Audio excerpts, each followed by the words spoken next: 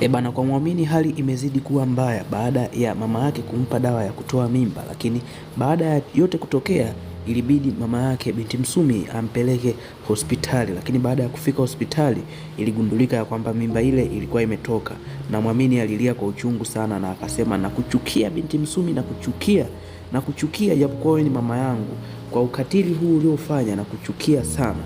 Na huku upande wa Mwadawa leo anachambwa na Siwa pamoja na Tukae baada ya kumtaka Mr. Chani, na hapo walikuwa wanamwambia ya kwamba wewe si ndio ulisema hauwapendi watu weupe na ulisema hauwataki wazungu, lakini Mwadawa alisema ya kwamba mimi ni wapi niliwahi kuambia simpendi Mchina, ni wapi niliwahi kuongea maneno hayo? Mimi ninampenda sana Mchina kwa sababu kwanza anaonekana anaye hela, alafu pia ni handsome.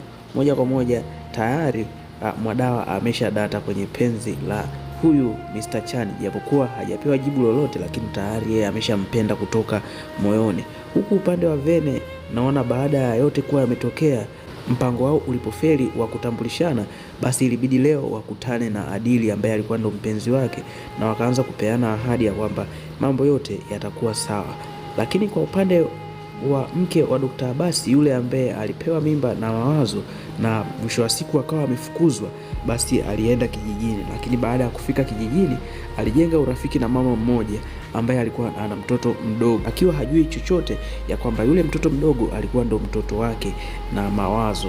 Sasa leo akiwa yuko katika nyumba hiyo akaona picha ya Mawazo, ndipo ambapo alianza kupata wasiwasi, huenda ikawa analea mtoto ambaye ni wa kwake na yeye hajui chochote. Huku upande wa Chiku amevurugwa leo, amekuja akiwa yuko kivingine kabisa, amekuja kuleta fujo kwa mzee Kikala, na hapa amekuja anapanga kabisa, anasema leo nataka nimuonyeshe Muamini kwa sababu mimi alichonifanyia ni kibaya, mimi nimemkosea nini Muamini mpaka afanye haya yote.